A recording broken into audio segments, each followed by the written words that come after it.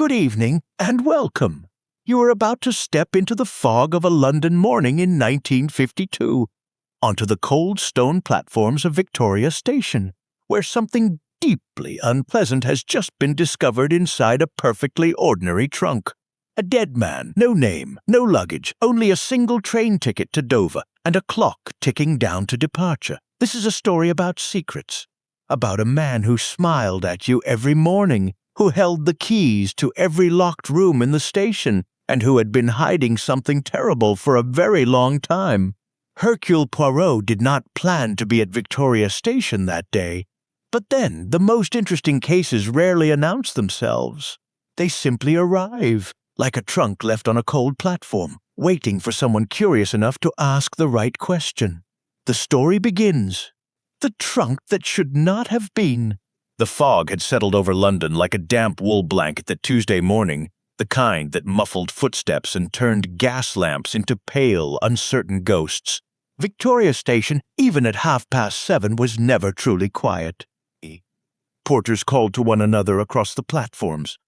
Wheels scraped against stone, and somewhere in the distance a whistle shrieked as the Brighton Express announced its impatience. It was in every respect an ordinary morning. Alfred Crick did not consider himself a man prone to imagination. He had worked the left luggage counter at Victoria for 11 years, and in that time he had seen passengers deposit everything from a cello case to a live tortoise. He was not easily unsettled, but the trunk on Bay 7 had been troubling him since 6 o'clock. It had arrived the previous evening, checked in by a gentleman he barely remembered. Medium height, dark overcoat, hat pulled low. Crick had filled out the ticket without looking up, as he always did. The gentleman had paid, taken his stub, and walked away. Nothing unusual, nothing at all, except that the trunk had not been collected. This happened, of course. People missed trains, changed plans, forgot entirely. Crick had a shelf of unclaimed items going back 3 years. But something about this particular trunk nagged at him in a way he could not properly explain to himself. It was the weight, perhaps. When the porter had lifted it onto the shelf the previous evening, he had grunted in a manner quite out of proportion to its size. And then there was the smell, faint, very faint, but present. By 7:30, Crick had made his decision. He sent the youngest porter, a boy named Tommy who was new enough to the job that he still did what he was told without asking questions, to fetch the station master, Mr. Graves. Mr. Graves arrived in 6 minutes, which was quick for a man of his build. He looked at the trunk. He looked at Crick. He leaned forward and breathed in very carefully through his nose. Then he sent Tommy to find a constable. It was entirely by chance that Hercule Poirot and Captain Hastings were at Victoria Station at all that morning. They had been seeing off an acquaintance, a retired colonel of Hastings who was taking the boat train to Calais, and the colonel's train had departed precisely on time, leaving the two men standing on the main concourse with nothing particular to do, and a full pot of tea still unfinished in the station café. "There is no reason," Poirot had said, settling his small frame onto the café chair and smoothing his moustaches with one gloved finger, "to hurry away. The tea is acceptable, the chair is not uncomfortable, and outside it is." He had gestured vaguely toward the fog pressing against the café window, disagreeable. Hastings had agreed readily enough. He generally did when tea was involved. It was Hastings who noticed the small commotion first. A cluster of uniforms near the left luggage office, the kind of tight, purposeful gathering that suggested something had gone wrong. "I say, Poirot," he said, leaning forward, "something's happened over there." Poirot had glanced across. His eyes, sharp and very still, the color of a winter sea, had taken in the scene in a single unhurried sweep. A station master, flushed and uncomfortable, 2 constables, one of them very young. A left luggage clerk gripping a clipboard as though it might protect him, and a trunk, large, brown, brass-latched, sitting on a porter's trolley in the middle of everything. Poirot set down his teacup very carefully. "Mon ami," he said quietly, "I believe our morning has just become considerably more interesting. The little grey sells Awaken. The constable at the door, a broad-shouldered young man named Perkins, who had the look of someone who had not yet decided whether he was frightened or important, held up one hand as Poirot and Hastings approached. "I'm sorry, gentlemen, this area is restricted." "But of course," said Poirot pleasantly. He reached into his breast pocket and produced a small card, which he presented with the particular air of a man who has done this many times and finds it quietly satisfying. "I am Hercule Poirot. Perhaps you have heard the name?" Perkins had not. He looked at the card. He looked at Poirot. The neat mustaches, the patent leather shoes, the beautifully brushed coat. And then he looked at Hastings, who was taller and considerably more reassuring in appearance. "I'm afraid I still can't, Perkins." The station master, Mr. Graves, had appeared behind the constable. He was a heavy man with a red face, and the permanently worried expression of someone responsible for too many things at once. He looked at Poirot's card, then at Poirot himself, and something shifted in his expression. "Let them through. I've heard of this gentleman." Poirot inclined his head very slightly. Hastings tried not to look too pleased. The trunk had been moved into the left luggage office itself. A long, low room, smelling of dust and old leather, shelves lining every wall, the morning light coming in gray and reluctant through a single high window. The room had been cleared of all staff except Crick, who stood against the far wall with his clipboard, looking as though he very much wished he had called in sick that morning. The trunk sat in the center of the room on its trolley. It was, Poirot observed, a quality piece of luggage. Not new, the brass latches were worn at the edges, but well made, the kind produced by craftsmen rather than factories. The leather was dark brown, almost black in the poor light, and it was locked. Not with the original lock, he noticed immediately, but with a second padlock, a heavy iron one, that had been threaded through the latch. Added recently. Added deliberately. Poirot walked around it once, slowly, his hands clasped behind his back, saying nothing. Hastings watched him. He had learned, over the years, not to speak during these first quiet circuits. Whatever was happening behind those still gray eyes was happening at its own pace, and interruption was not welcome. "The smell," Poirot said at last, to no one in particular. "Yes," said Graves heavily. That's what raised the alarm. It has been locked for some time, I think. Not overnight." "Longer." He paused. "Has anyone contacted the police? A detective? Inspector?" "Called an hour ago. Inspector Japp is on his way." Something very small moved at the corner of Poirot's mouth. It might have been a smile. The lock was cut by a constable with a bolt cutter that took 3 attempts. The second padlock fell away with a dull clang on the stone floor, and for a moment nobody moved. It was Poirot who stepped forward and lifted the lid. Hastings, standing just behind his shoulder, made a sound that was not quite a word. The man inside was perhaps 50 years of age, broad-shouldered, with gray hair cropped close and a face that had been in life rather distinguished. He was dressed well, a dark suit, pressed shirt, a burgundy tie knotted with care. His hands were folded across his chest in a way that struck Poirot as immediately deeply wrong. Not the posture of a man who had died struggling or in surprise. The hands had been arranged. Someone had taken the time to make him look peaceful. "Good Lord," said Hastings quietly. Poirot did not speak for a long moment. He leaned forward, studying the face, the hands, the faint dark marks at the throat. Then he straightened and turned to Crick. "The gentleman who deposited this trunk yesterday evening. Describe him to me, if you please." Crick swallowed. "Medium height. Dark overcoat, hat, pulled down like. I didn't see his face properly. I don't usually look up, you see, when I'm filling the ticket." "No," said Poirot, not unkindly. "No, you would not." He turned back to the trunk. "And there was nothing else inside? No bag, no document, no personal item of any kind?" "Just the one thing," said Graves. He held out a small evidence envelope. Inside, clearly visible through the paper, was a single train ticket. Poirot took it carefully and held it to the light. London Victoria to Dover Marine, 2nd class. Dated for that morning, the 9:47 departure. He stared at it for a moment longer than necessary. And this was the first of his small mistakes, though he did not know it yet. He assumed quite naturally, quite reasonably, that the ticket had belonged to the dead man, that it was the victim's ticket, placed in the trunk along with the body as some sort of message, or perhaps left carelessly by a killer in a hurry. It was a reasonable assumption. It was also wrong, but that particular error would cost him nearly 2 hours before he caught it. He set the ticket down and looked at Hastings.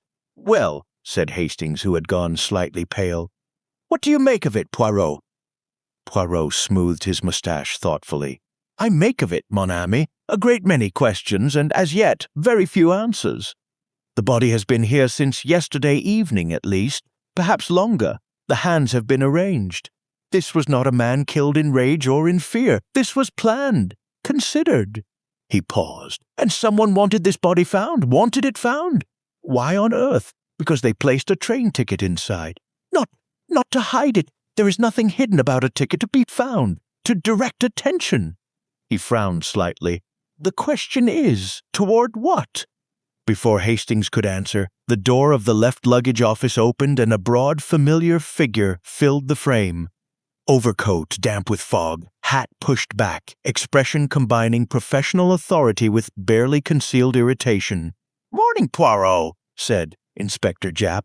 He looked at the trunk, at the body, and then at Poirot, with the expression of a man who is not entirely surprised to find him there.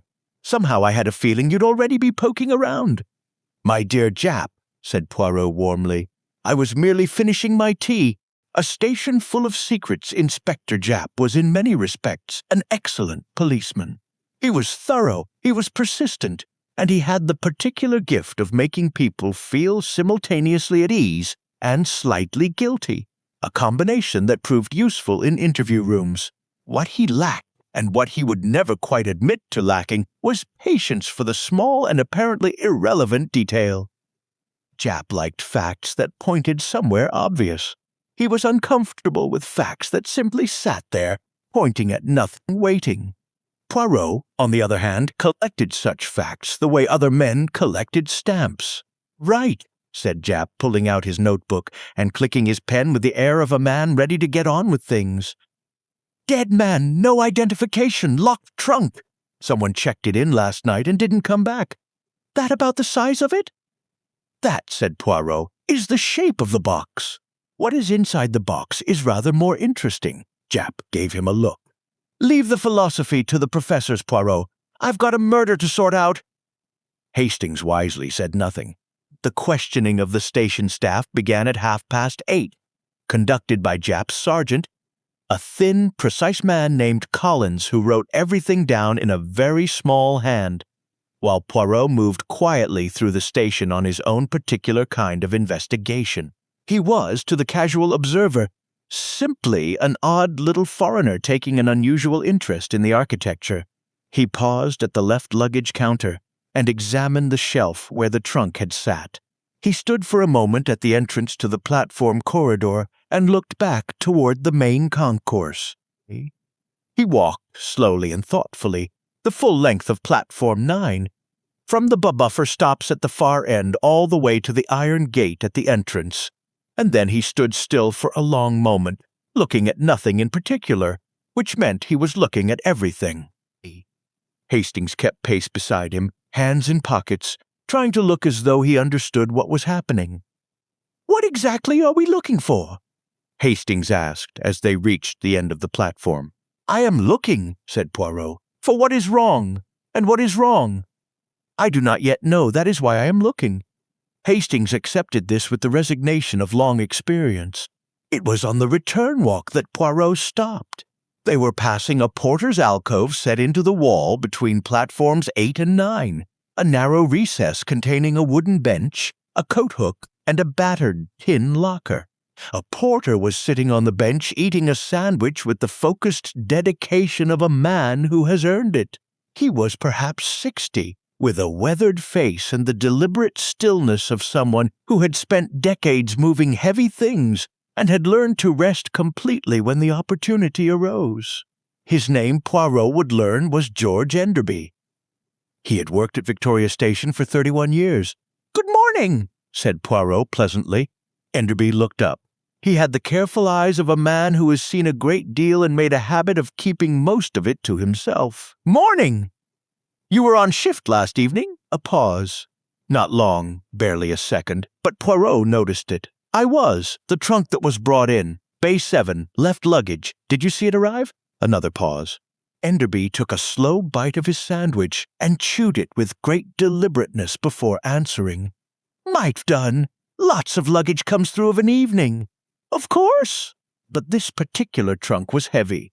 The porter who lifted it, Tommy, I believe, found it considerably heavier than expected. "You did not assist him?" "No, flat, definite." "But you were nearby?" "I was on the platform." Poirot smiled in a way that was entirely pleasant and not pleasant at all. "Which platform, mister?" "Enderby. George Enderby." He said it without being asked for the surname, which Poirot noted. "Platform 8. I was on Platform 8 all evening." And yet, Platform 8 and the left luggage entrance are perhaps 30 feet apart, and the left luggage entrance faces Platform 8 directly. Poirot tilted his head very slightly. "A heavy trunk arriving at 6 in the evening you would not have noticed?" A long pause this time. Enderby looked at his sandwich. Then he looked at Poirot. Something moved behind his careful eyes. Not guilt exactly. Something more like calculation. "The gentleman who brought it in," he said at last, slowly, as though measuring each word before releasing it, "he came from the side entrance, not the main concourse." The Eccleston Street side. "Ah," said Poirot softly. "Now that is interesting. I didn't think nothing of it at the time." "No, of course not." Poirot studied him for a moment. "One more question, Mr. Enderby. The gentleman, his coat. You said dark overcoat. Was it by any chance a railway coat? A uniform coat, perhaps, with the buttons removed or covered?" Enderby's jaw stopped moving. The silence that followed was, in Poirot's considerable experience, one of the most informative silences he had encountered in some years. "I couldn't say," said Enderby finally. "I didn't look that close." "No," said Poirot pleasantly. "No, perhaps you did not." He gave a small, courteous nod. "Thank you, Mr. Enderby, you have been most helpful." They walked away. When they had rounded the corner and were out of earshot, Hastings grabbed Poirot's sleeve. "I say, did you see his face when you mentioned the railway coat?" "I did, mon ami. He knows something. He knows a great deal more than something." Poirot's expression had become very still, very focused. The look Hastings privately called the hunting look, though he had never said so aloud. He recognized the man who brought that trunk. He is frightened. And a man of 31 years at the same station, who is suddenly frightened. That is a man who has seen something he was not supposed to see. Back in the left luggage office, Japp's sergeant had finished his first round of interviews and was reporting the results in his small, precise handwriting. The summary was, in Japp's view, almost entirely useless. No one had seen the man's face clearly. No one remembered anything distinctive about him. He had come in the evening, checked the trunk, and left. He had been unremarkable in every possible way.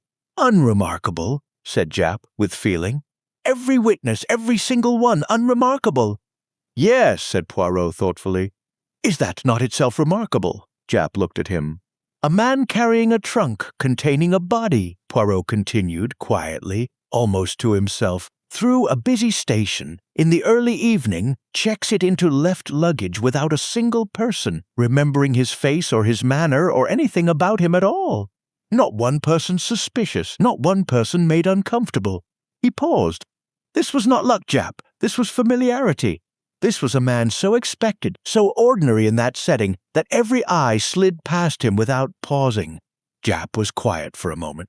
"You're saying someone who works here." "I am saying someone who belongs here. There is a difference." Poirot picked up his hat from the chair where he had placed it. "And I am saying that the trunk's lock, the second padlock, the iron one, was not purchased from a hardware shop.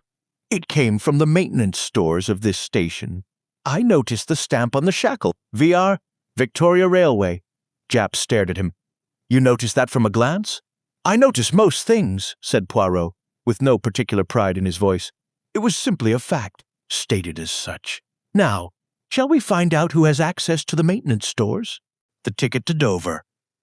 The maintenance stores of Victoria Station occupied a low-ceilinged room beneath Platform 6, accessible by a narrow iron staircase that smelled of oil and cold stone, and lit by a single electric bulb that swung very slightly whenever a train passed overhead, which was often. It was not a place designed for comfort or for lingering, and the man responsible for it made this very clear from the moment Poirot and Hastings descended the stairs. His name was Burroughs. Ronald Burroughs.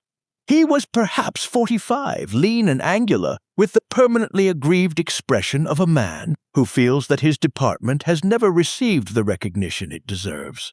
He kept the stores with an almost religious meticulousness.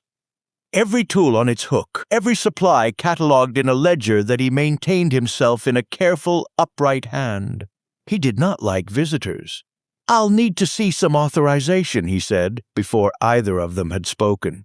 Japp, who had accompanied them, produced his warrant card with the weariness of a man who has produced it 4 times already that morning. Burroughs examined it as though looking for errors. Finding none, he stepped aside with the reluctant air of a man surrendering something precious. The ledger told an interesting story. Padlocks from the maintenance stores were issued against a signed chit, a small slip recording the item, the date, and the name of the person collecting it. Burroughs ran a tight ship. Nothing left those shelves without a signature. Poirot stood at the wooden counter and turned the pages of the ledger with his gloved finger, moving backwards from today's date. Hastings stood at his shoulder. Japp stood slightly to one side, arms folded, watching Poirot with the expression of a man who has decided to let someone else do the reading because the print is small. 3 days ago. Padlock, iron, heavy gauge, model number matching the one cut from the trunk that morning, had been issued, signed out by R. Calloway, Senior Operations Supervisor. Poirot looked at the name for a long moment without speaking. Hastings leaned in. "Calloway? Is that the Senior Operations Supervisor of Victoria Station?" said Japp, who had clearly already done his homework. "It's a man named Raymond Calloway. Been here 22 years. Decorated. Commendations from 3 different station managers." He paused. "Not the sort of man you'd expect."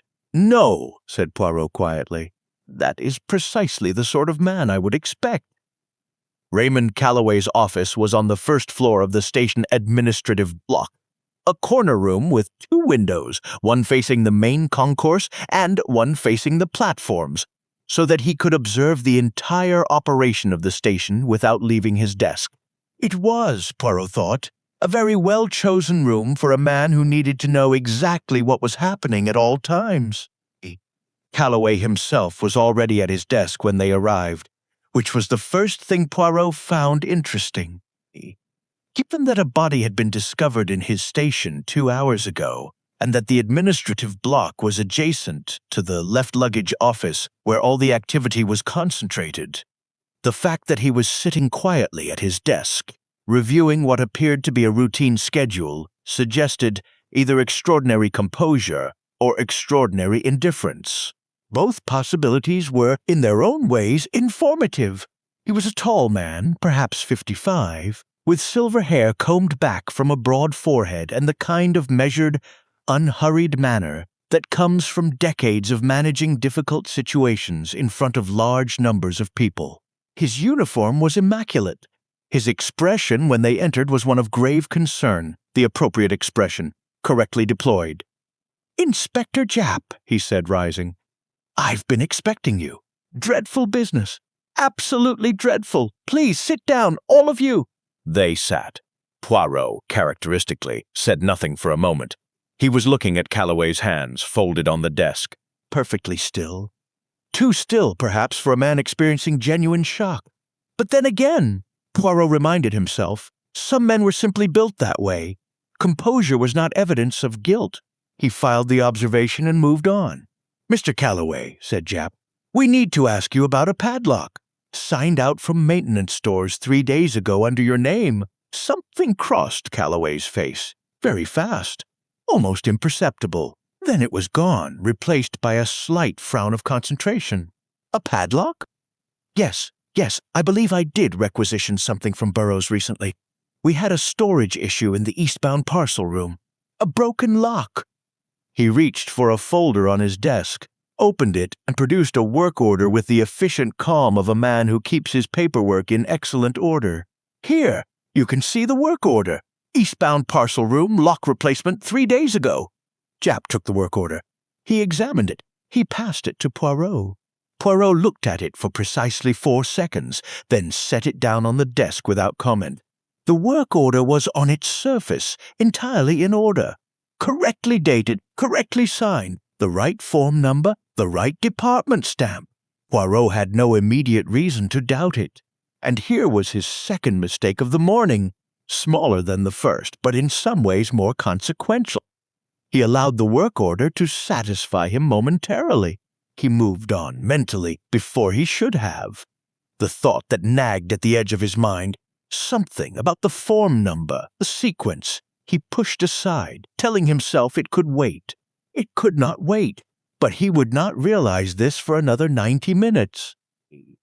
"The ticket?" said Poirot pleasantly, changing direction without warning in the way that occasionally made Hastings reach instinctively for something to hold on to. "The train ticket found in the trunk. London Victoria to Dover Marine, the 9:47 this morning. Are you aware, Mr. Calloway, who might have purchased such a ticket?" Calloway's expression of grave concern did not flicker. "I'm afraid not. That's rather a question for the booking office." "Indeed, and we shall ask them. But I wondered, a ticket of that kind, purchased in advance, under a false name, would such a purchase be easy to make at this station?" "Under a false name?" A slight pause. "I suppose anyone could give any name at the booking window. We don't ask for identification. This is a railway station, not a border crossing." "Quite so." Poirot smiled. "And the 9:47 to Dover, it departs from Platform 9, I believe." "Platform 9, yes. 47 minutes from now, as a matter of fact." "As a matter of fact," Poirot repeated softly. He stood. "Thank you, Mr. Calloway. You have been most cooperative." In the corridor outside, Hastings fell into step beside him. "Well? What do you think?" "I think," said Poirot carefully, "that Mr. Calloway is a very intelligent man. The work order is very good. The composure is very good. Everything about him is very good." He paused. "It is perhaps a little too good. You suspect him, then?" "I suspect the work order," said Poirot. "There is a difference. What's wrong with it?" Poirot frowned slightly, the frown of a man tugging at a thread he cannot quite reach. "I am not entirely certain. Something about the form number. The sequence is—" He shook his head. "It will come to me."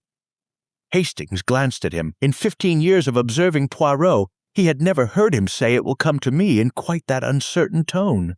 It was, he thought privately, rather reassuring. Proof, of a kind, that there was a genuine human mind behind those extraordinary gray eyes, one that occasionally, like all human minds, needed a moment to catch up with itself. The booking office confirmed what Poirot had already half suspected. The ticket to Dover had been purchased 2 days ago. Cash. The name given at the window had been. The clerk checked his carbon copy with admirable precision. Mr. H. Farrow. No, Mr. H. Farrow had any connection to the dead man, whose fingerprints Japp's colleagues were even now running through their files without result. No, Mr. H. Farrow appeared in any railway record, hotel register, or postal directory that Collins Japp's diligent sergeant could locate in the time available. Mr. H. Farrow was, in all practical senses, nobody a ghost name, said Hastings. A placeholder, said Poirot. The name is not the point. The ticket is the point.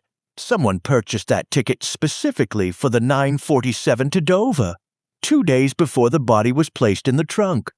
He was quiet for a moment, which means the murder was planned at least 2 days in advance. This was not impulse. This was not anger. He turned to look down the length of the main concourse, toward the platform gates at the far end. This was architecture. Japp had spent the morning pursuing the foreign traveler, a nervous Frenchman named Dupont who had been behaving oddly near the left luggage counter, and who turned out, after 40 minutes of increasingly embarrassed questioning, to be attempting to retrieve an overcoat he had checked in a week ago and was too anxious about his English to ask for properly. Japp emerged from this encounter in a poor temper. "Complete waste of time," he announced. "Not entirely," said Poirot, with more generosity than the situation strictly required. "You have established that the nervous Frenchman is not our man. This is progress of a kind." Japp gave him a look. Hastings, very wisely, looked at the ceiling. "The point is," said Japp, collecting himself, "we've got 40 minutes before that Dover train leaves, and nothing solid to go on. No identification on the body, no clear suspect." "One clear suspect," said Poirot mildly. Japp stared at him. "Calloway?" "On the basis of a padlock requisition that he's already explained?" "On the best," said Poirot, "of a padlock requisition.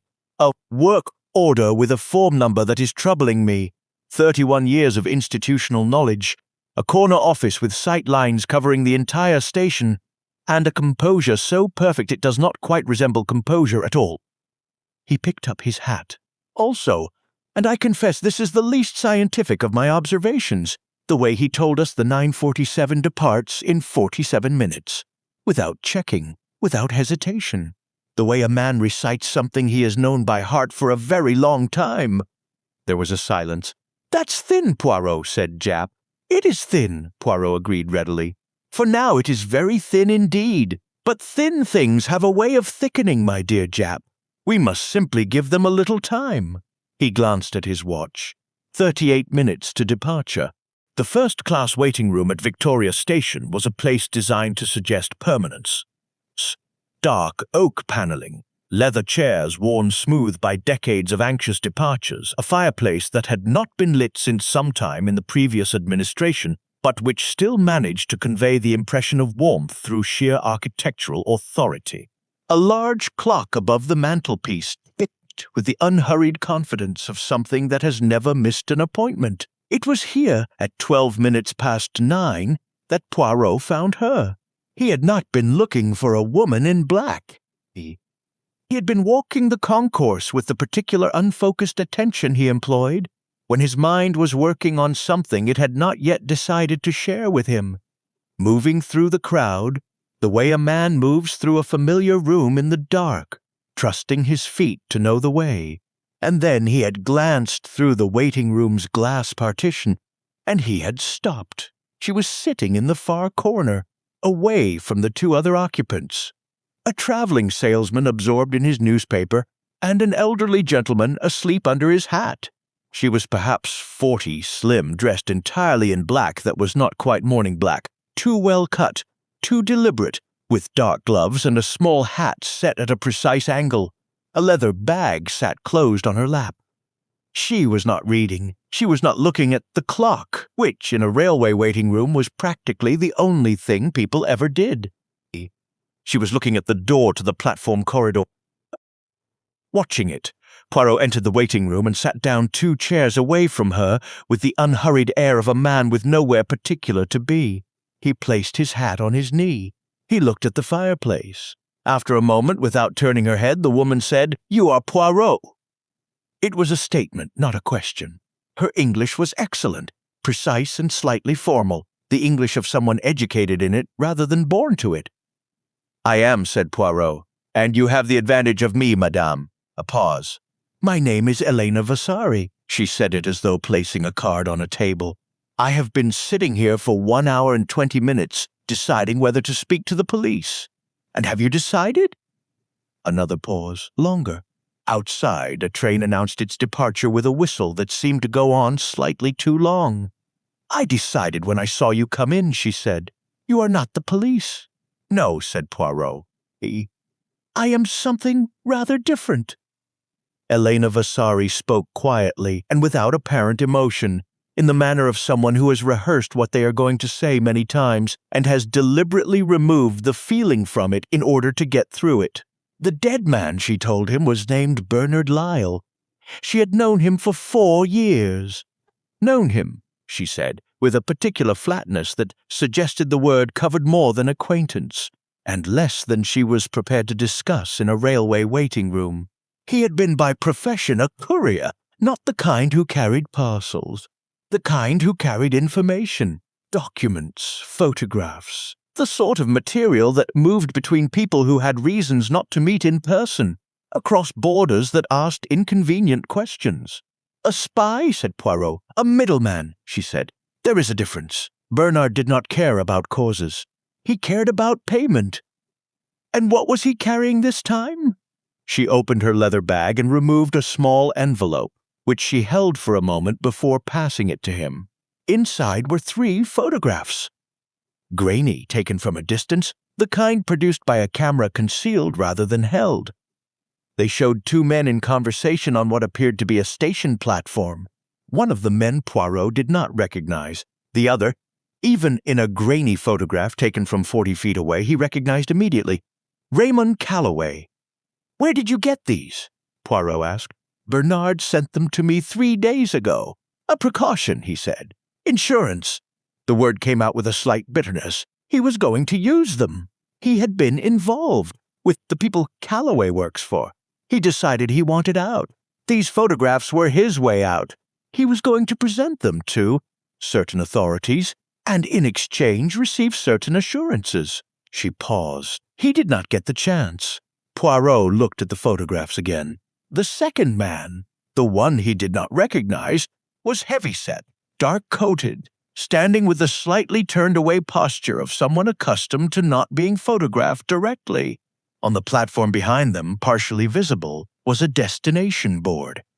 Poirot brought the photograph closer to his eyes. The destination board was blurred but not entirely illegible. "Dover," it said. "Tell me about the smuggling," said Poirot. Elena Vasari glanced at him with something that might have been surprise, if she had been a woman more given to showing surprise. "You know about that already? I know the shape of it, not the details." She was quiet for a moment, turning her gloves over in her hands. It began, as these things often do, with something small. Documents. Calloway had access to schedules, to security arrangements, to the movement of certain diplomatic correspondence that passed through this station.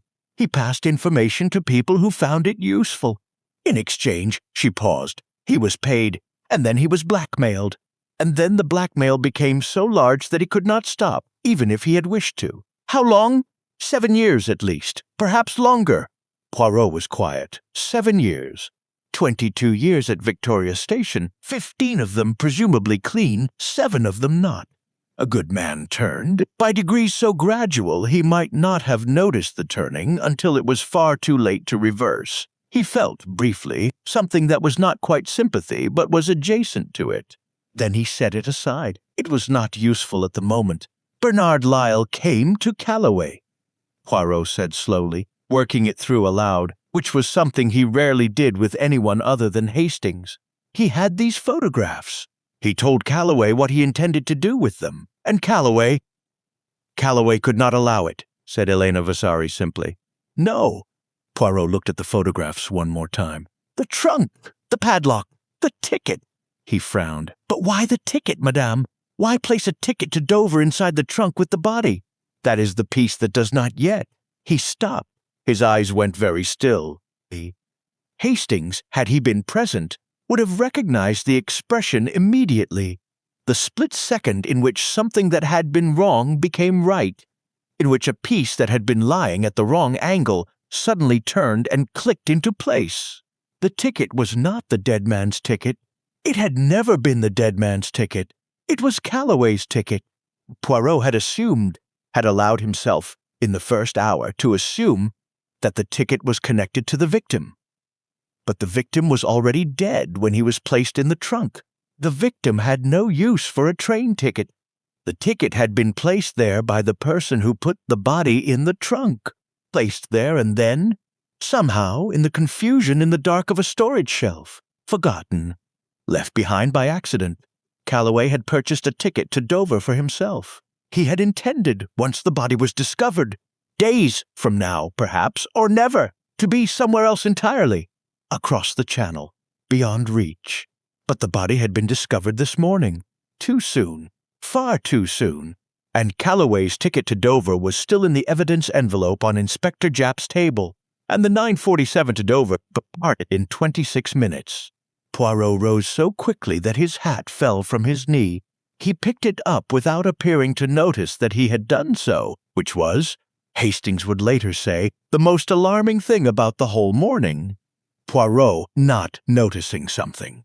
"Madame Vasari," he said with a controlled urgency that was new in his voice, "you will remain here. You will not leave this room until Inspector Japp comes to speak with you. You will give him the photographs." She looked at him steadily. "And Calloway?"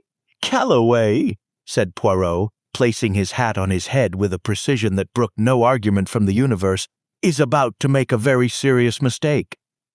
He walked out of the waiting room at a pace that, for Hercule Poirot, was the equivalent of running. The man who knew too much about trains Hastings was standing near the main concourse bookstall with 2 cups of tea that had gone cold, wondering where Poirot had disappeared to, when Poirot appeared at his elbow, moving at a pace that immediately made Hastings put both cups down on the nearest available surface. "Come," said Poirot. Hastings came. "Where are we going?" "To find Japp." "Quickly, if you please." Hastings lengthened his stride to keep up, which required some effort given that Poirot, despite being considerably shorter, was covering the ground with the focused efficiency of a man who has decided that the normal rules of his own movement no longer apply. "What's happened? You look—" "I have been foolish," said Poirot, with a clipped precision that meant he was angry with himself, and did not intend to discuss it further. "I made an assumption in the first hour that I should not have made, and it cost me time that I did not have to spare. We will discuss my foolishness later, at length, if you wish. At the moment there are 24 minutes before the Dover train departs, and I need Japp." They found Japp in the station master's office, drinking tea that had not gone cold and reviewing Collins's interview notes with the expression of a man searching for something useful in a document that does not contain it. He looked up when they entered. "Poirot, where have you been?" "Collins has turned up nothing on the body. The fingerprints are taking forever. And Graves is asking me every 10 minutes whether he can reopen the left luggage." "Japp." Poirot placed both hands flat on the desk, which silenced the room immediately. It was not a gesture he used often, and when he used it, people paid attention. "The ticket to Dover. The one found in the trunk. What about it? It does not belong to the dead man." Japp stared at him. "What do you mean it doesn't?" "Bernard Lyle, that is the victim's name. I will explain how I know this in a moment. Bernard Lyle was dead before he was placed in that trunk. A dead man does not purchase train tickets. The ticket was placed in the trunk by the person who put the body there." Poirot straightened. "It was left there by accident. It is Calloway's ticket. Calloway purchased it for himself 2 days ago, intending to leave the country once the body was discovered, which he expected to take considerably longer than 1 morning." The silence in the room had a particular quality, the quality of several things rearranging themselves at once. "Good Lord," said Hastings. Japp was already on his feet. "You're certain?"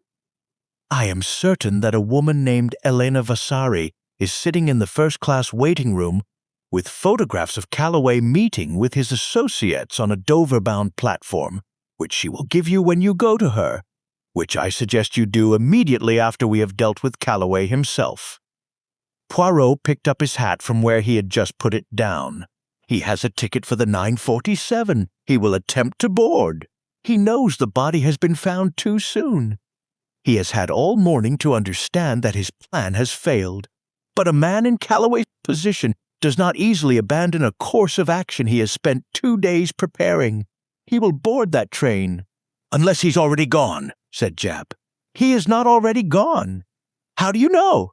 Poirot paused for just a fraction of a second, a hesitation so brief that only someone watching very carefully would have caught it. The truth was that he did not know with absolute certainty. He believed it, with a conviction that rested on 7 years of reading human behavior, but belief was not knowledge. And for one uncomfortable moment the two felt very far apart. "Because," he said, with rather more confidence than he strictly possessed, "his office light is still on." Everyone looked. Through the window of the station master's office, across the concourse, the 2 windows of Calloway's corner office were visible. Both were lit. Japp grabbed his coat. "Collins, stay here. Take Mrs. Vasari's statement when she comes in. Do not let her leave. Perkins, with me." He was already moving toward the door. "Poirot, yes," said Poirot. "Obviously." Calloway's office was empty. The light was on, the desk lamp burning with a steady, indifferent glow, and on the desk was his uniform jacket, folded with neat precision across the back of his chair. His tea, half drunk, had gone cold. His schedule for the day lay open on the desk, the 9 o'clock appointments ticked off in blue ink, the rest of the morning blank. Japp swore under his breath. Poirot stood very still in the center of the room, looking at the desk. The uniform jacket, the half-drunk tea, the day's schedule. Then he looked at the window facing the platforms. "He has not left the station," Poirot said slowly. "He left his jacket. A man who is running, truly running, takes his jacket. A man who is trying to not appear to be running leaves it. He is still here, on foot in plain clothes, and he is trying to reach platform 9 without being noticed." "Plain clothes," said Hastings. "He'd blend right in." "Precisely. He knows every inch of this station, every corridor, every service passage, every route from the administrative block to platform 9 that does not pass the main concourse." Poirot turned to Japp. "The service corridor, behind platform 8. There is a connecting passage. I noticed it this morning when I was walking the platforms."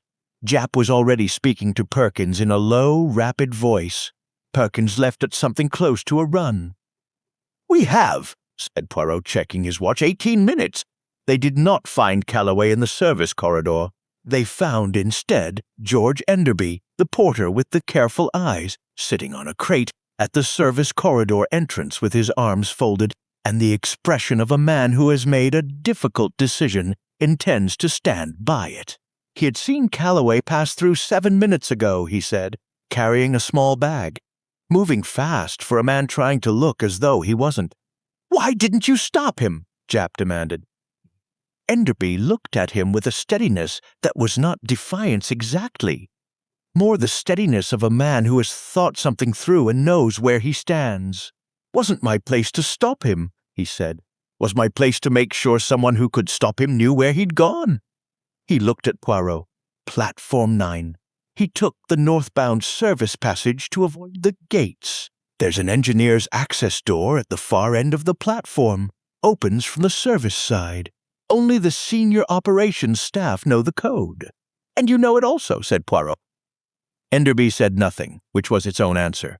"Why are you telling us now?" Hastings asked. Enderby was quiet for a moment. He looked down at his large work-worn hands, then back up. "Bernard Lyle," he said. "I knew him a little. Not well, but enough to know he didn't deserve to end up in a trunk on a trolley." A pause.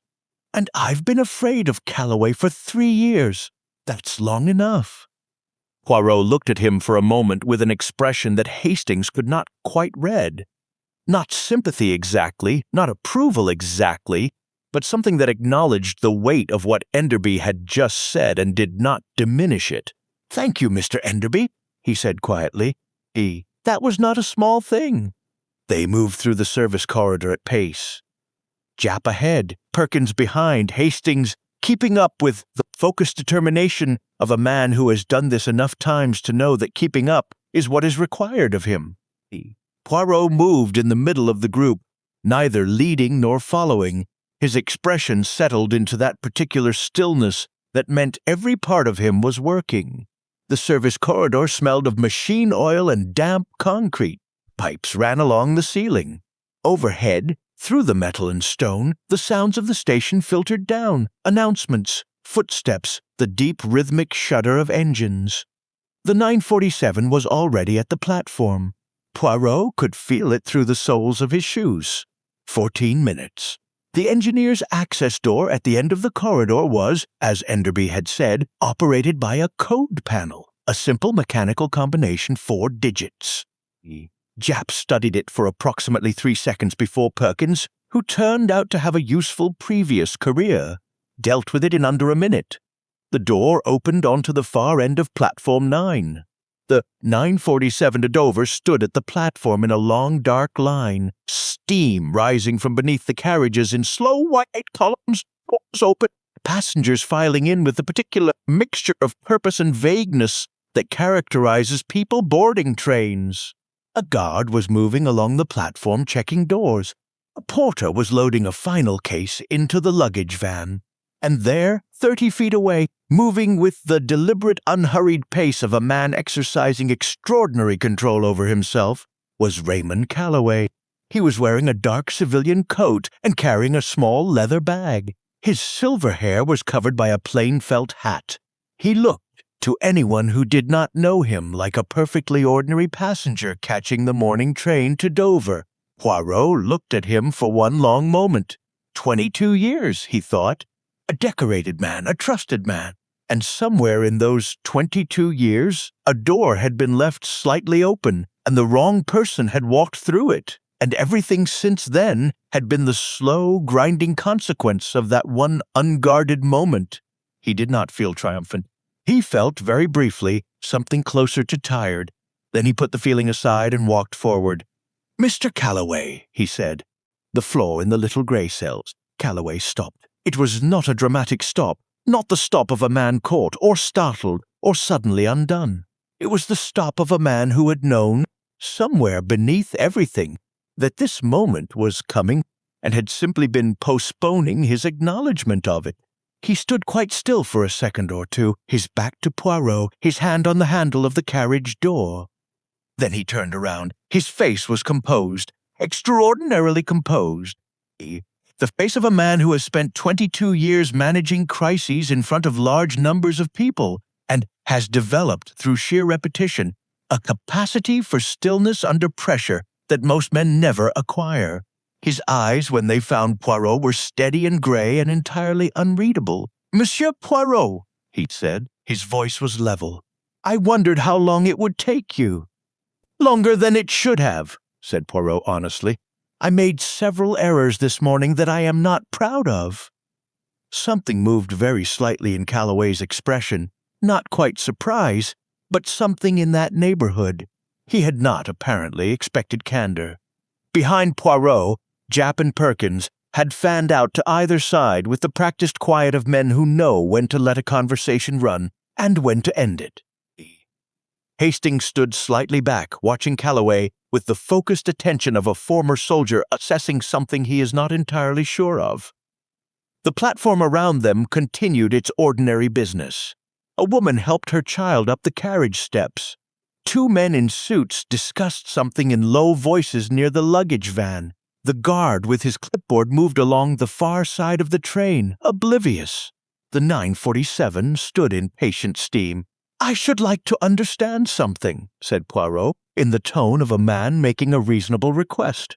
"Before Inspector Japp does what he is about to do, I should like to understand the beginning. Not the murder, the beginning. 7 years ago, or thereabouts, something happened. Someone approached you, or you approached them. Something was offered. Something was accepted." He paused. "What was it?" Calloway looked at him for a long moment. His hand had released the carriage door handle. He stood with his bag at his side, hat straight, coat buttoned, as neat and controlled as he had been in his office 3 hours ago.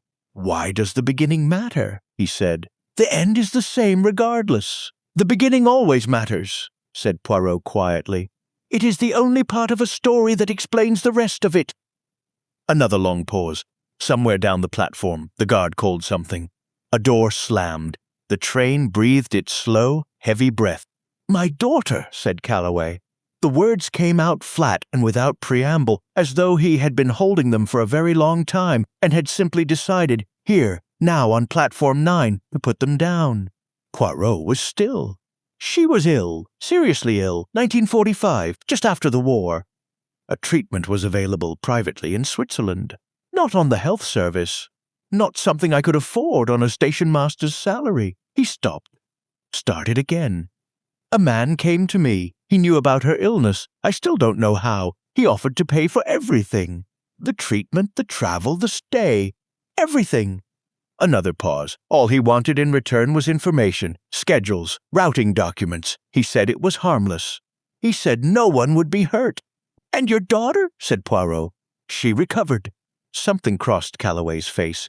A ghost of something that had once been relief, worn smooth by years until it barely had edges anymore. She is married now. 2 children. She lives in Yorkshire, and she does not know any of this, and she never will. The platform fell briefly quiet between them. Poirot had been wrong about the motive. He had thought, in the early hours of the morning, that it was money. Greed. The comfortable corruption of a man who had decided he deserved more than his salary provided. That was the assumption he had made and held on to too long, the shape he had tried to fit the evidence into when the evidence was in fact a different shape entirely. It was not greed. It had never been greed. It had been a father in 1945 in a room with no good options, choosing the least terrible one, and then being unable for 7 years to get out of the room. Poirot did not say any of this aloud. It was not the moment for it, and it would not help. And Calloway did not need his pity. But he held it privately as a correction. Not of the case. The case was the same regardless of motive. But of his understanding of the man. The understanding mattered, even when it changed nothing practical. "Bernard Lyle," said Poirot. "Tell me about him." Calloway's jaw tightened very slightly. Lyle was a courier. He worked for the same people I worked for, not directly, but adjacent. He knew enough about the operation to be dangerous if he chose to be. A pause. 3 weeks ago he came to me. He said he was done. He wanted out, and he wanted the photographs he had taken as insurance against the people above him, and he wanted certain guarantees. The jaw tightened again. He also wanted money. From me specifically, blackmail. He preferred the word compensation. Something cold and very controlled moved through Calloway's voice. He said that if I did not pay him, he would go to the authorities with everything he had, including material implicating me directly. My daughter, my family. He stopped, controlled himself. I could not allow that. So you killed him. I met him here 2 weeks ago in the evening after the station closed the lower concourse. I told him I would pay, we argued. A pause. It was not planned. That is what I want you to understand. The murder itself was not planned. Poirot looked at him steadily. But the trunk was planned. The padlock was planned. The ticket was planned. A silence. "Yes," said Calloway quietly. The after was planned. You killed him in the station, in the maintenance level, below platform 6. He said it with the flatness of a man reciting something he has gone over many times in his own mind, and has ceased to be able to feel properly. I moved him that night with a trolley to the left luggage holding area. I intended to move him again, out of the station entirely, but there was no opportunity. So I placed him in the trunk and checked it in through the normal process, using a false name. His mouth twisted very slightly. I know every process in this station. I know every form, every clerk, every quiet corner and service passage. 22 years. "The work order," said Poirot, "for the padlock, backdated. I created it afterward to cover the requisition. The form number was from the wrong sequence. I was in a hurry. I noticed it afterward and hoped no one else would." There it was. The thing that had nagged at Poirot for 2 hours and that he had foolishly pushed aside. The form number out of sequence. He had felt it, noticed it, and then set it down and moved on. An error of impatience that had cost him precisely the time he could least afford to lose. He filed this information about himself, away with the same precision he applied to everything else. It would not happen again. "The ticket," said Poirot. "Tell me about the ticket." Calloway looked down at the bag in his hand. "I purchased it 2 days after Lyle. I intended to leave once the body was found. I had planned it carefully.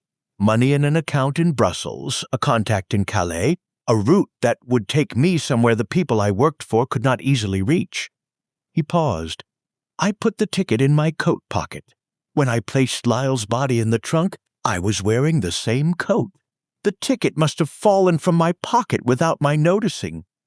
And when you realized the body had been found this morning, too soon, far too soon, you understood immediately what had happened. I went to my office. I sat at my desk for 20 minutes. I thought about what to do." He looked up at Poirot. His eyes were still steady, still gray, still composed, and yet beneath the composure something had shifted. The particular shift of a man who has been carrying something very heavy for a very long time and has just, in this moment, put it down. And then I decided to board the train anyway, because I could not think of anything else to do. There was in this admission a kind of honesty that Poirot found more affecting than anything else Calloway had said. Not the confession of a master criminal outwitted, the admission of a tired man who had run out of alternatives. "I see," said Poirot. He turned to Japp. Japp stepped forward. It was Hastings who, as Perkins took Calloway by the arm with careful professional courtesy, leaned close to Poirot and said quietly, "You all right?" Poirot looked at him. "I am perfectly well, thank you, Hastings. Only you look, I don't know, thoughtful. I am always thoughtful, more than usual." Poirot was quiet for a moment. Down the platform, Calloway was being walked toward the gate with the quiet, unhurried efficiency that Japp always managed in these final moments. Never theatrical, never rough. Just the firm, irreversible gravity of consequence. "I made 3 errors this morning," Poirot said at last, almost to himself. 3 separate occasions on which I had the correct information in my hands and did not see it properly. The ticket, the work order. The motive," he smoothed his mustache with one gloved finger. "In each case I moved too quickly.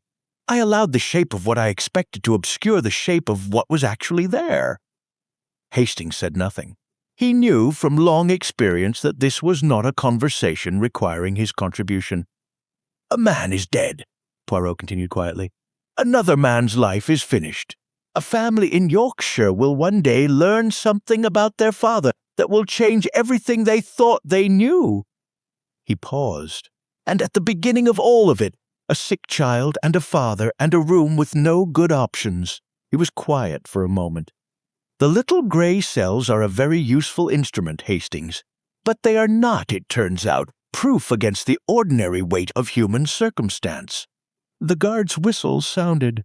The 9:47 to Dover, carrying none of the passengers it was supposed to carry, began very slowly to move, 1 hour before departure. The thing about Victoria Station, Poirot would say afterward, is that it does not stop for anything. Not for fog, not for delays, not for the discovery of a body in the left luggage office. The announcements continue, the trains arrive and depart, the tea urns are refilled. The whole great machine turns on regardless, indifferent to the smaller dramas occurring within it. He had found this quality irritating earlier that morning. By the time it was over, he had come to find it oddly comforting. At 8:47, Poirot was still in the station café with cold tea, and an expression Hastings privately described as a man doing very fast arithmetic in his head. The work order was in his hands. Something about the form number was wrong. He could feel it, and he was in the process of making the mistake of setting that feeling aside. He set the work order down at 8:52, picked it up again at 8:53, set it down again at 8:54, with the finality of a man who has decided to trust his instinct and has immediately second-guessed that decision. The form number was from the VR7 series, the current series introduced in 1951. The requisition had been backdated to a period when VR6 was still in use. Too new. Wrong sequence. A small thing and easy once seen. He did not see it until 9:17, when Elena Vasari placed the photographs on the table, and his mind, jolted into a new configuration, went back to the work order and understood with the particular unpleasantness of a late realization exactly what it had been trying to tell him for 40 minutes. By 9:17, Calloway had already left his office. What happened in the 17 minutes between 9:17 and 9:34 was, in some respects, the most important part of the morning, even though nothing dramatic occurred in it. Poirot walked fast. Not ran. He was not a man who ran through railway stations and saw no reason to begin at 52. But walked with a velocity that cleared a path through the concourse crowd through sheer projected purpose. Hastings kept pace. People moved. In his mind, as he walked, he reconstructed the case quickly and without sentiment, correcting each error, reordering each fact. Bernard Lyle, killed below platform 6, moved on a maintenance trolley through corridors Calloway knew better than anyone, placed in a trunk from lost property, padlocked and checked in under a false name. The body was supposed to sit undiscovered for days. Alfred Crick's 11 years of accumulated instinct had undone that plan entirely. He was also simultaneously mapping the station. Corridors, access points, platform layouts. Where Calloway would go given 20 minutes and a knowledge of Victoria that exceeded everyone else in the building. The service corridor had been Enderby's contribution. It was the right one. Platform 9 at 9:34 was in the organized imminence of a train's departure. Doors open, a last scatter of passengers boarding, steam rising in slow columns, the guard beginning his final walk. The air smelled of coal smoke and cold November. Calloway was 30 feet away when Poirot stepped through the engineer's access door. He heard his name. He stopped and turned. For 4 seconds, the two men looked at each other across the platform, and in those 4 seconds, a great deal passed between them that had nothing to do with words. Poirot walked toward him at a steady, unhurried pace. Not the pace of pursuit, the pace of conclusion. Calloway did not run. Running was for men who believed they still had options. Looking at Poirot's face, he understood that the options had run out some time ago. The only question remaining was the manner of the ending. He chose the manner with the same controlled dignity he had maintained through everything. He stood and waited. "I want to ask you something," said Poirot, when he was close enough that they did not need to raise their voices. The body was arranged, the hands folded. He looked at Calloway steadily. "You took the time to do that." Something moved across Calloway's face. A complicated movement, not easily named. "When I understood what I had done, He stopped. "I arranged the hands because I did not know what else to do. It seemed the least I could manage." Poirot nodded slowly. He did not say that the arranged hands had told him, from the very first moment, that the killer was not a man of violence by nature, that the killing was not premeditated, that it had been in its own terrible way a final act of care from a man horrified by what he had done. He did not say it because Calloway already knew it, and because some things are better left in the space between understanding and speech. "The trunk," said Poirot. "From the lost property? Unclaimed for 2 years. I had signed it off for disposal 3 months ago." A pause. "I knew what had been forgotten and what had been left behind. 22 years. Poirot thought about this. 22 years. The same number, more or less, that he himself had been in England. He had arrived a refugee and built a life here piece by careful piece.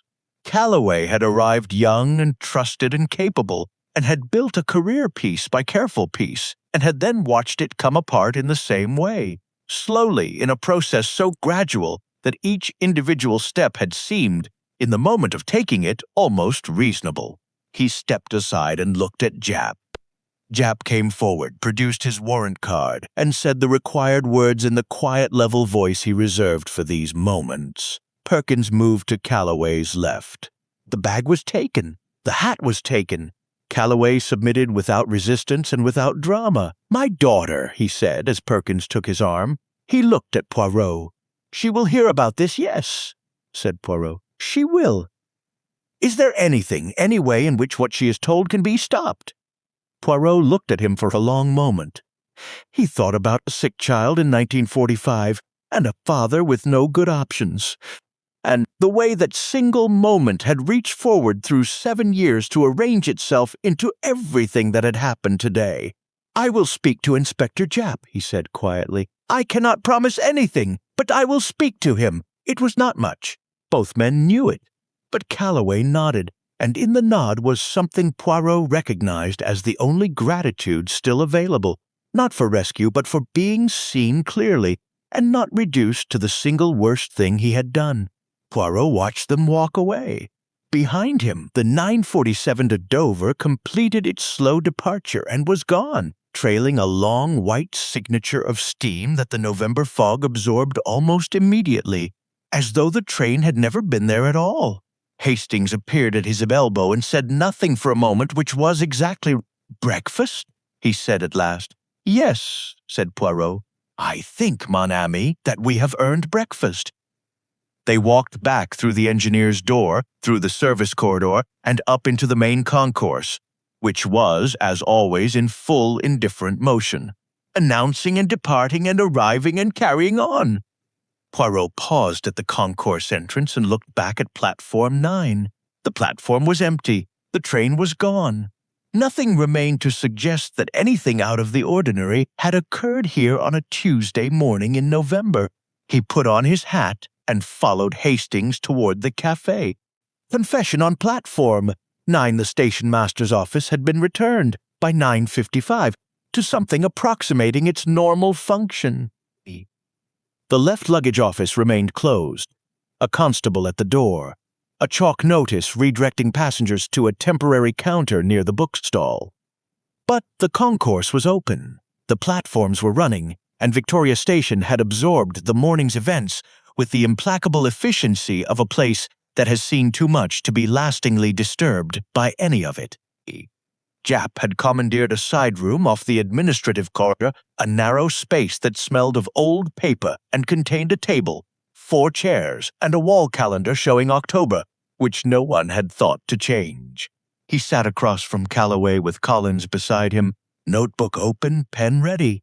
Poirot sat to one side, slightly back from the table, in the particular position he favored for these final conversations, present enough to participate, removed enough to observe.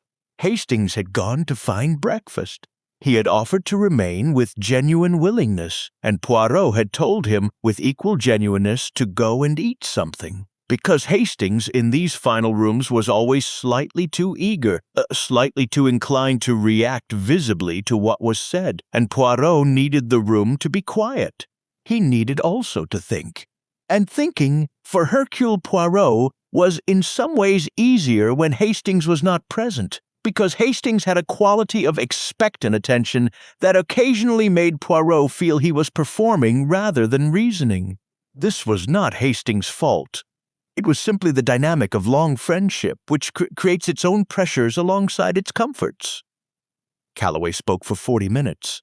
He spoke with the measured, unhurried precision of a man who has decided that partial confession is no longer a useful strategy, and that the only remaining form of dignity available to him is completeness.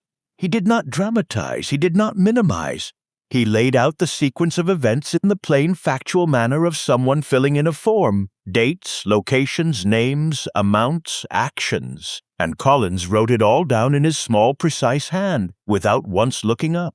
Japp asked questions at intervals.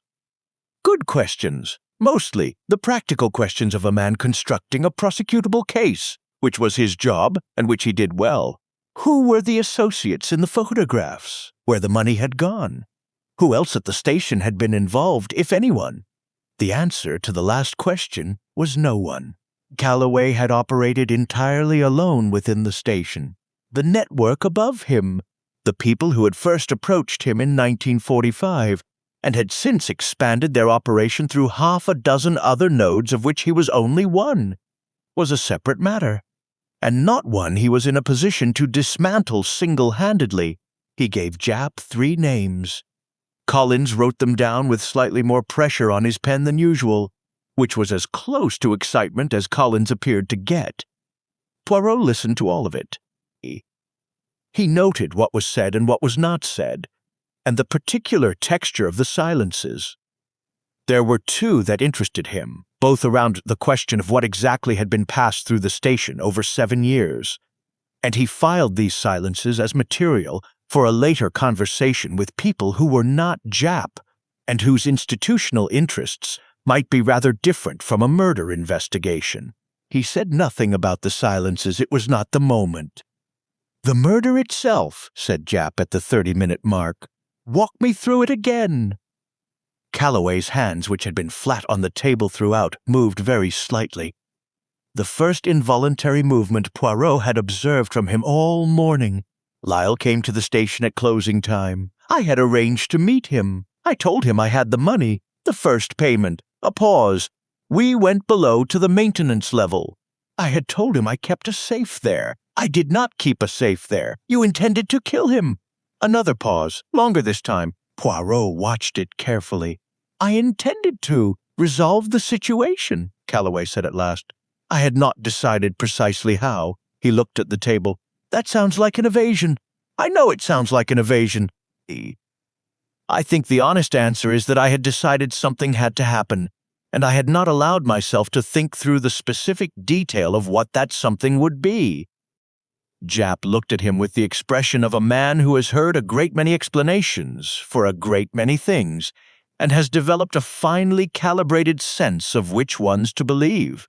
He appeared, to Poirot's observation, to find this one neither entirely credible nor entirely incredible, which was probably the correct response.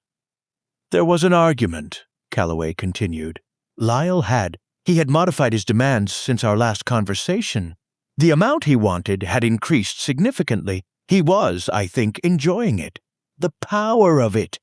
Something cold moved briefly through Calloway's controlled voice. "He told me that it would never end, that I would pay him for the rest of my working life, and that when I retired he would find another way to—" He stopped. We argued. He was not a physically large man. "I am." He said this last sentence with a flatness that was more disturbing, Poirot thought, than any amount of visible emotion would have been. "It was over quickly. It was not a prolonged thing." "And then," said Japp, "and then I stood in the maintenance level for what I believe was approximately 20 minutes without moving." Calloway looked at his hands. "And then I began to think about what to do next." The 20 minutes, Poirot thought. The 20 minutes of standing still in a basement below platform 6, with a man dead on the floor, in a station that Calloway had run for 22 years. 20 minutes of the mind doing what minds do in such moments, refusing the reality, accepting it, refusing it again, and then finally, with a kind of terrible calm, beginning to engage with the practical question of what comes next. The trunk, the padlock, the ticket, the name on the left luggage stub, not his own name, not Lyle's name, a name from nowhere, chosen in a minute, meaning nothing, belonging to no one. All of it constructed in 20 minutes, or in the hours that followed, by a man who was frightened and exhausted, and who knew this station better than he knew his own house, and who used that knowledge the way a drowning man uses whatever is nearest to hand. It had very nearly worked. It had failed, in the end, not because of anything dramatic, not a brilliant deduction or a fortunate discovery, but because a left luggage clerk named Alfred Crick had been in the job for 11 years and had developed, through sheer accumulated experience, a sensitivity to the weight and smell of things that were wrong.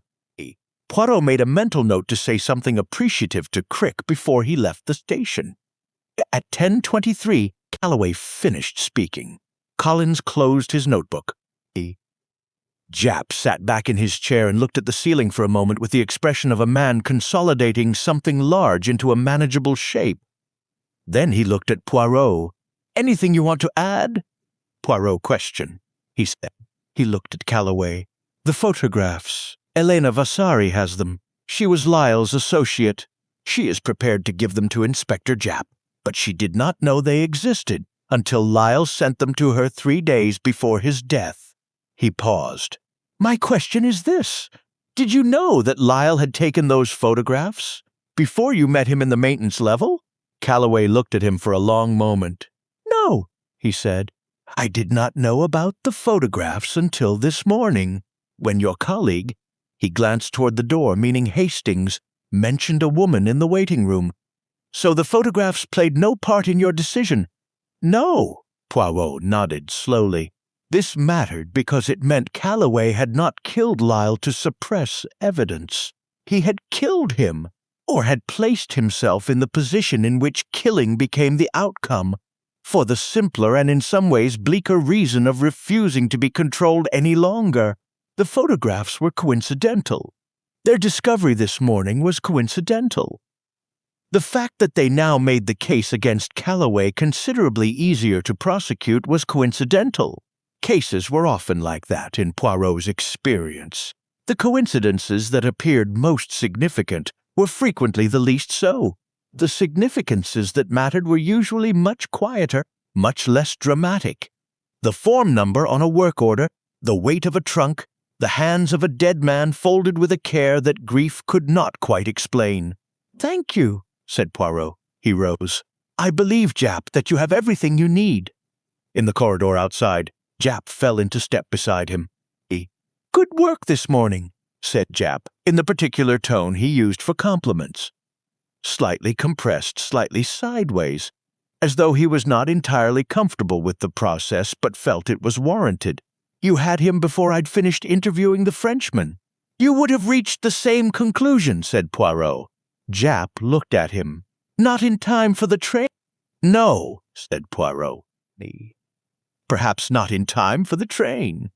This was as close as either of them came in the ordinary run of things to the explicit acknowledgement that their respective methods produced different results at different speeds, and that the differences sometimes mattered, and that this was perhaps why they continued, after all these years, to find themselves in the same rooms.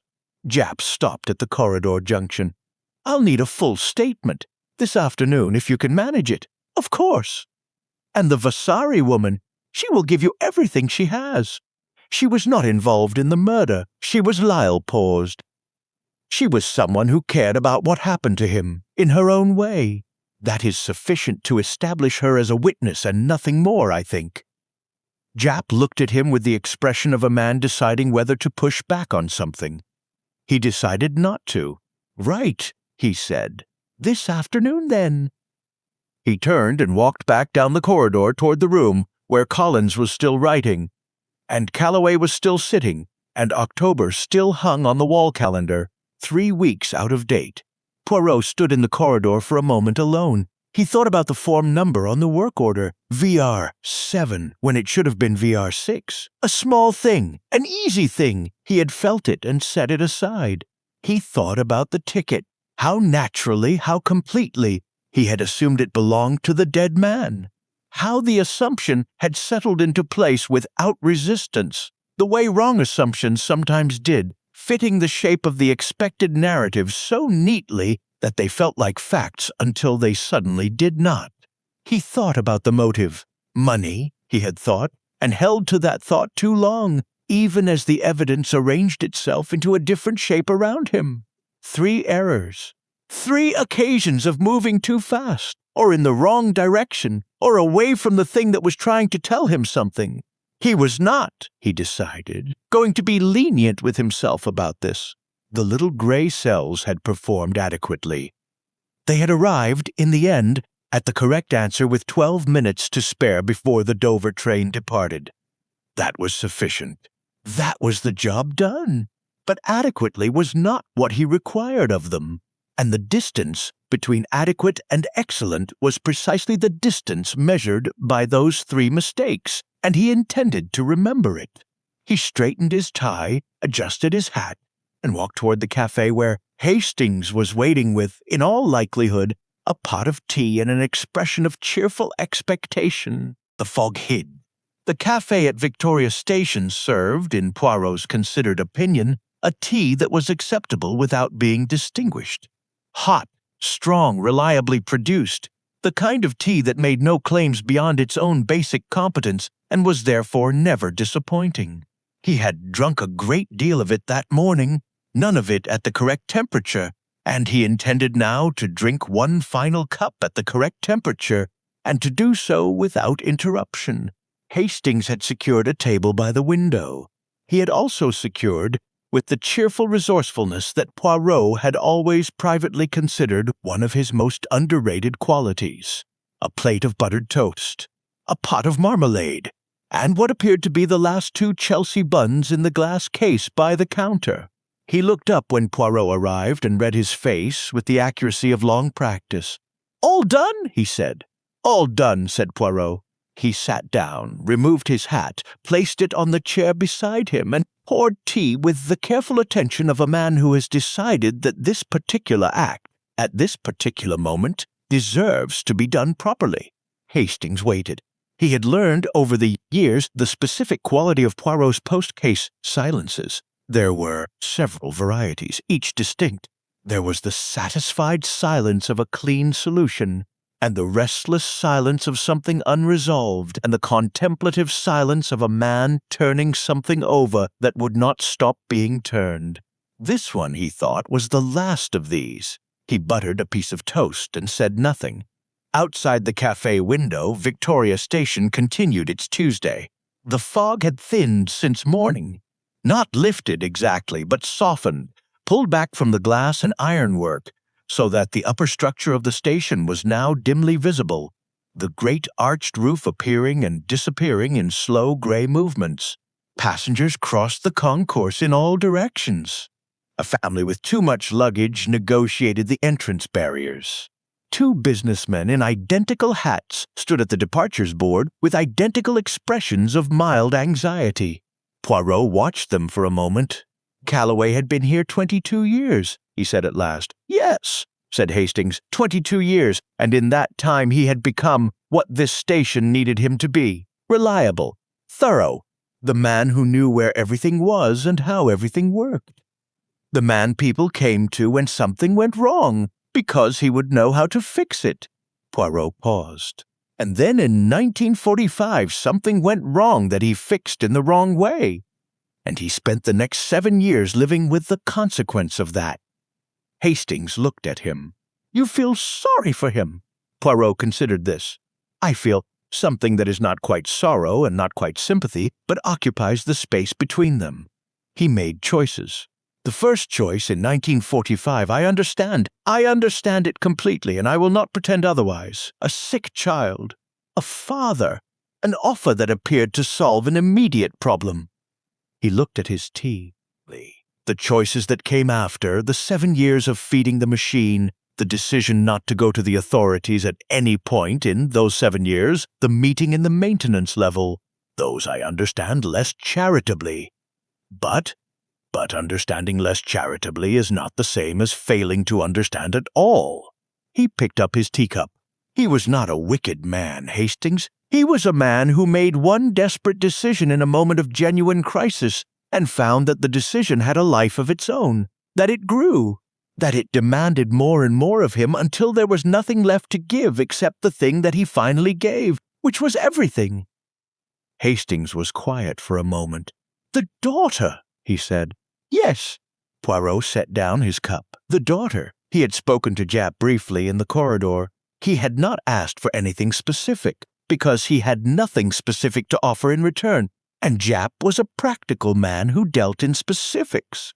He had simply said, in the tone of a man raising a general point, that the elements of the case relevant to the murder were clear and complete and required nothing further, and that the broader question of what was discussed in 1945 between a desperate father and an unnamed man was a matter that could be recorded in very few words without losing anything essential to the prosecution. Japp had looked at him for a long moment. Then he had said, in the tone of a man making a practical observation, that Collins' notes were thorough but not exhaustive, and that a confession covered what it covered. It was not a promise. It was not an assurance. It was the small, bounded, entirely unofficial thing that men like Japp occasionally offered to men like Poirot when they had worked together long enough to have earned it. Poirot had accepted it as such. Whether it would be enough, whether the daughter in Yorkshire, with her husband and her 2 children and her life built on foundations she did not know were cracked, would be entirely protected from what had happened today, he genuinely did not know. Some things, once set in motion, could not be fully redirected. He had done what he could do. The rest was not in his hands. He found this, as he always found the limits of his own reach, quietly uncomfortable. 3 mistakes, said Poirot after a while. Hastings looked up from his Chelsea bun. This morning. I made 3 errors. He said it plainly without the excessive self-criticism that would have been theatrical and therefore dishonest. The ticket.